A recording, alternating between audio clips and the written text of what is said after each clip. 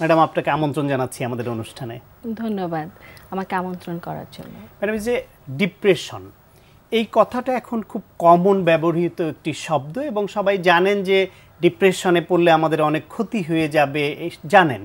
কিন্তু নর্মালি আমাদের যে কোনো সময় যে কারো হঠাৎ মন খারাপ হয়, খারাপ লাগে, এই মন খারাপ হওয়া বা খারাপ লাগাটাকেই ডিপ্রেশন, না আপনাদের মনোচিকিৎসকদের সংজ্ঞায় ডিপ্রেশন কখন বলেন, বিষয়টা কি? আসলে আমরা যেহেতু মানুষ, আমাদের কিন্তু একটা আবেগ আছে। আমাদের যে ইমোশনটা সবসময় তো একই রকম থাকে না। সেটা কখনো ভালো থাকে, কখনো স্বাভাবিক থাকে, কখনো অতি ভালো থাকে, কখনো আবার খুব মানে মন খারাপও থাকে। আসলে নর্মালি আমরা যেভাবে বলি না যে আমি ডিপ্রেসড, আমার ভালো লাগছে না, আমি বিষণ্ণতায় আছি, এটা কিন্তু আমাদের আবেগের একটা খুব সাধারণ একটা অংশ। এটা রোগের পর্যায়ে না। যে কোনো কিছু যদি মনের মতো না ঘটে, মনের প্রতিবন্ধকতা সৃষ্টি করে, তাহলে কিন্তু মন খারাপটা খুব স্বাভাবিক। খারাপ না হওয়াটাই বরঞ্চ তখন অস্বাভাবিক। মানুষ হলে এগুলি থাকতেই হবে। মানুষ হলে যে আমাদের যে মানবিক যে আবেগ আছে, আবেগের যে উঠানামা তারতম্য আছে, সমস্তটাই থাকবেই এবং থাকাটাই স্বাভাবিক। কিন্তু ডিপ্রেশন হচ্ছে রোগ হিসাবে তখনই বলি আমরা যখন তার এই মন খারাপটা একেবারে স্বাভাবিকের চেয়ে 2-3 দিন থাকাটা খুব স্বাভাবিক। অনেক সময় কেউ মারা গেলে মাসখানেক মন খারাপ থাকে।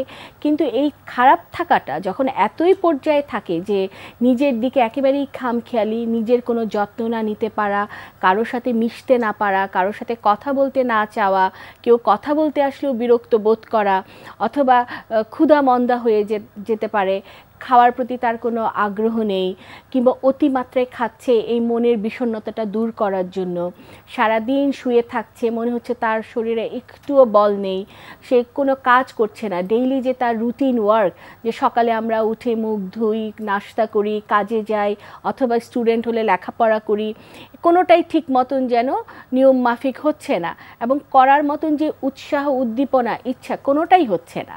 অনেকে দেখা গেল যে নিয়মিত চাকরির ক্ষেত্রে সে অ্যাবসেন্ট করছে, ছোট বাচ্চা হলে সে স্কুলে যেতে চাচ্ছে না, কলেজে যেতে চাচ্ছে না, নিয়মিত তার যে লেখাপড়া সেটাও সে করতে পারছে না, এবং কোনো কিছুতেই তার মনোনিবেশ হচ্ছে না, ভালো লাগছে না, সে নিজেকে অসুস্থ ভেবে তো শুয়ে থাকছেই, এমনকি পরিবারের লোকজনও অনেক সময় মানে হ্যাম্পার হচ্ছে, তার যে ডেইলি রুটিন অ্যাক্টিভিটিগুলো কেন করছে না, কেন মিশছে না। অনেক সময় এই ডিপ্রেশনটার জন্য এটা যদি মাসখানেকের বেশি একই রকমভাবে থাকতে থাকে এবং কোনো রকমের উন্নতি না হয়ে যদি অবনতির দিকে যেতে থাকে, তাহলে সেটাকে আমরা আসলে ডিপ্রেশনের রোগের পর্যায়ে বলি।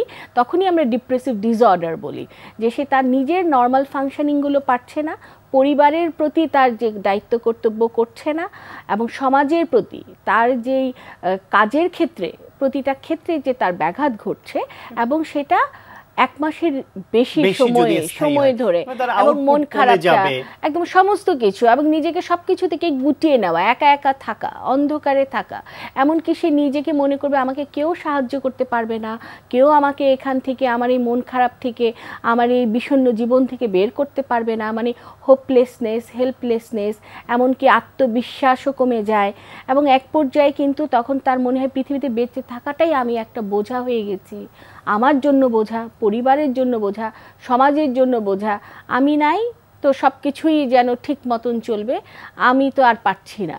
এই ব্যাপারগুলো খুব ঘটতে থাকে। যতই তিনি মনে করুন যে তাকে থেকে কেউ বের করে আনতে পারবেন না, আসলে তাকে বের করে আনার মানুষ আছেন, মনোরোগ চিকিৎসকরা পারবেন। সে বিষয়ে কিভাবে পারবেন এবং কখন পারবেন সে বিষয়ে শুনবো।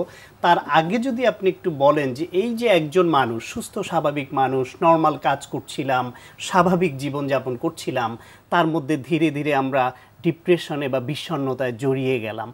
আমাদের সোসাইটিতে, আপনি এই ফিল্ডে অনেকদিন কাজ করছেন, আর আপনার অভিজ্ঞতা কি বলে? বই পুস্তকে ডিপ্রেশনের অনেক কারণ আছে, কিন্তু আমাদের সোসাইটিতে কমন কোন ফ্যাক্টরগুলি ইনফ্লুয়েন্স করছে একজন মানুষকে এই ডিপ্রেশন বা বিষণ্ণতায় ফেলতে? আসলে আমাদের সমাজে যদি ছোট বাচ্চাদের থেকে দেখি, আমরা মনে করি ছোট বাচ্চাদের বিষণ্ণতা হয় না। আসলে কথাটা ঠিক না। ছোট একটা বাচ্চাও বিষণ্ণ বোধ করতে পারে। তার ক্ষেত্রে হচ্ছে তার স্কুলের হয়তো পড়ার চাপটা বেশি, স্কুলের বন্ধুবান্ধব তাকে নিয়ে হাসি তামসা করে, অথবা তার অক্ষমতা নিয়ে সবাই বেশি বেশি বলে, তখন সে হয়তো নিজেকে গুটাতে শুরু করে। ক্লাসে হয়তো টিচারের পড়া সে ফলো করতে পারে না, রেজাল্ট ভালো করতে পারে না, অনেক সময় ফেইলিওর কাজ করে। তো এই ফেইলিওর থেকেও সে কিন্তু ডিপ্রেস হয়ে যেতে পারে। তারপরে অন্যদের যে তির্যক কথাবার্তা, এগুলোও সে শুনতে পছন্দ করতে পারছে না, তখনও বিষণ্ণ হয়ে যেতে পারে। পরিবারের লোকজনের কাছ থেকে সে যতটুকুন ওই বয়সে একটা সাপোর্ট আশা করে, সেটা যদি অ্যাকর্ডিংলি না পায়, তাহলেও সে ঘরের মধ্যে বাবা মার মধ্যে যদি সম্পর্কের অবনতি দেখে, তখনও সে বিষণ্ণ হতে পারে। মা বাবা যদি কথায় কথায় বকাঝকা করে, তখনও সে বিষণ্ণ হয়ে থাকতে পারে। কিংবা পরিবারে হয়তো সে গিয়ে কারোর সাথে মেশার মতন, কথা বলার মতন পাচ্ছে না, তাহলেও সে বিষণ্ণ থাকতে পারে। এমনকি দেখা যায় যে তার পরবর্তীতে আমরা দেখি এডুকেশন তো একটা আছে, যে সেখানে ফেইলিওর, ঠিক মতন পড়া না ধরতে পারা, ঠিক মতো লেখাপড়া করতে না পারা, তার রুটিন মাফিক সে এগোতে না পারা, এগুলো তো থাকেই। আরেকটু যদি আমরা জবে যাই, অনেক সময় আমরা চাকরি পাই না, শিক্ষিত লোক কিন্তু সে চাকরি পাচ্ছে না, সেই ক্ষেত্রেও কিন্তু তার ভিতরে বিষণ্ণতা ডেভেলপ করে। কারণ তার পরিবারের যে বোঝা আছে, পরিবারের প্রতি তার যে দায়িত্ব কর্তব্য, সেগুলো তো আছেই, সেগুলো থাকছে, কিন্তু সে যথেষ্ট পরিমাণ হয়তো ভালো ইনকাম করছে না, আয় করতে পারছে না, যেটা দিয়ে তার এই পরিবারের এই যে প্রয়োজনগুলো সে মিট আপ করতে পারবে, কিংবা তার যোগ্যতা অনুসারে চাকরি পাচ্ছে না, বা চাকরি পেলেও সেটা হচ্ছে যথেষ্ট বেতন হচ্ছে না, কিংবা মানে পারিপার্শ্বিক যে অবস্থান, সেই জন্যও সে বিষণ্ণ হয়ে যেতে পারে। অনেক সময় পারিবারিক কলহের জন্যও কিন্তু বিষণ্ণ হতে পারে, যে স্বামী স্ত্রীর মধ্যে বাসায় ঢুকেই ঝগড়াঝাটি, তারপরে অসমঝোতা, কেউ কারোর প্রতি কম্প্রোমাইজ করছে না, কিংবা সন্তান মনের মতন করে চলছে না, পরিবারটাকে যেভাবে করে আমি আগলে রাখতে চেয়েছি যেন আমার মনের মতন করে আগলে থাকছে না। এগুলো নিয়েও কিন্তু একজন পুরুষ অথবা একজন মহিলা বিষণ্ণতায় পড়তে পারে। আমরা শিশুদের কথা শুনলাম, আবার পরবর্তী ফ্যামিলি লাইফ, চাকরি, সেটাও শুনলাম। এর মাঝামাঝি ইয়াং জেনারেশন, যাদের খেলবার কথা, কাজ করবার কথা, আনন্দ থাকবার কথা, তাদের মধ্যে তো আমরা ডিপ্রেশন দেখছি, এবং সে কারণে মাদকাসক্ত পর্যন্ত হয়ে যেতে দেখছি। হ্যাঁ, সেটাই। তারা কেন ডিপ্রেশনে ভুগছে? ওই অ্যাডোলেসেন্ট যে গ্রুপটা, এই অ্যাডোলেসেন্ট যে কিশোর কিশোরীর যে গ্রুপটা, তাদের ভিতরে লেখাপড়ার তো একটা চাপ থাকছেই, পরিবারের এক্সপেকটেশন তাদের প্রতি অনেক বেশি থাকে। হয়তো তার ওই যোগ্যতা নাই পরিবারের ওই যে এক্সপেকটেশন অনুযায়ী হয়তো রেজাল্ট করার, সেটার জন্য কিন্তু ডিপ্রেশনে ভুগতে পারে একজন শিশু, মানে একজন কিশোর কিশোরী। তাছাড়া তার যে বয়সন্ধিকাল, যে একটা তার যে ফিজিক্যাল চেঞ্জ হচ্ছে, তার হরমোনাল চেঞ্জ হচ্ছে, পারিপার্শ্বিক জিনিসগুলো বদলে যাচ্ছে, এটার জন্য কিন্তু অনেক সময় কি হচ্ছে, কেন হচ্ছে, যদি আনসারগুলো না পায়, তখনও কিন্তু সে ডিপ্রেশনে এই কারণে সে ভুগতে পারে।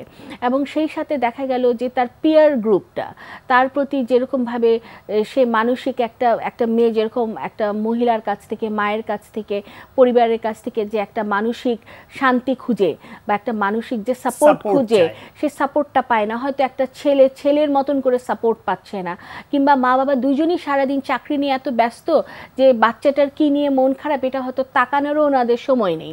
শুধু ইনকাম করছেন, খাবার দাবার দিচ্ছেন, ভালো ভালো গিফট দিচ্ছে, কিন্তু সেই বাচ্চাটা হয়তো মা বাবার কাছ থেকে সময় চাচ্ছে, তাদের সাথে কথা বলতে চায়, তাদের সাথে মিশতে চায়। এই ব্যাপারগুলোও কিন্তু এখন খুব প্রায়শই ঘটছে, কারণ জীবনের তাগিদে মা বাবা দুজনকেই হয়তো ঘরের বাইরে কাজ করতে হচ্ছে, তখন এই বাচ্চাটা একা হয়ে যাচ্ছে। এটাও থাকে। অনেক সময় ইন্টারনেটের মাধ্যমে তারা যখন একদিকে ধাবিত হচ্ছে, তখন তার যে ডেইলি রুটিন অ্যাক্টিভিটি, ওখান থেকে সে সরে যাচ্ছে। ম্যাডাম, আমরা ডিপ্রেশনের অনেক কারণ তো জানলাম, এ থেকে উত্তরণের পথ কি? আসলে যদি আমরা দেখি যে আমাদের পরিবারের, আমার ভালোবাসার একজন লোক ডিপ্রেসড হয়ে যাচ্ছে, এটা একটু আমাদেরকে আসলে জানতে হবে ডিপ্রেশনটা কি। আমি তো বললামই কি কি করতে পারে একজন ব্যক্তি। তখন আমরা অতি সত্ত্বর নিজে চেষ্টা করব তার সাথে কথা বলতে। সে যদি কোনোভাবে আমাদের সাথে প্রপারলি কমিউনিকেট করতে না পারে, সেই ক্ষেত্রে আমরা কিন্তু মনোরোগবিদ্যা বিশেষজ্ঞদের সাহায্য নিব। এবং বিভিন্ন হাসপাতালে কিন্তু এই সার্ভিসটা খুব ভালোই চালু আছে, এবং এটা বৈজ্ঞানিক উপায়ে কিন্তু আসলে চিকিৎসা দেওয়া হয়। অনেক সময় ডিপ্রেশনটা অ্যাসেস করে আমরা মেডিকেশন দিয়ে থাকি, সেই সাথে কিন্তু সাইকোথেরাপি দেওয়া হয়, পেশেন্টের সাথে কথা বলার মাধ্যমে চিকিৎসা দেওয়া হয়, এবং পরিবারের লোকজনের সাথেও কিন্তু ফ্যামিলি থেরাপি করে, ফ্যামিলি কাউন্সিলিং করেও সেই রোগীর সাথে যাতে সমন্বয় ঘটাতে পারেন তারা, সেই ক্ষেত্রেও কিন্তু এই ধরনের চিকিৎসা দেওয়া হয়ে থাকে। এবং আমাদের দেশে হচ্ছে, তার মানে হচ্ছে ডিপ্রেশনে কেউ ভুগলে সেটা থেকে উত্তরণের জন্য নিজেকে ভালো সুস্থ করার চেষ্টা করুন এবং অন্যকেও সুস্থ রাখার চেষ্টা করুন, এবং অবশ্যই মনোরোগ বিদ্যার সাহায্য তো নিতেই হবে বিশেষজ্ঞদের। আমরা আশা করছি এভাবে যারা ডিপ্রেশনে ভুগছেন তারা উত্তরণের পথ খুঁজবেন। আপনাকে অনেক ধন্যবাদ ম্যাডাম। ধন্যবাদ আপনাকে। প্রিয় দর্শক, আমরা শুনছিলাম ডিপ্রেশন নিয়ে অত্যন্ত প্রয়োজনীয় একটি আলোচনা। আশা করি আপনাদের কাজে লেগেছে।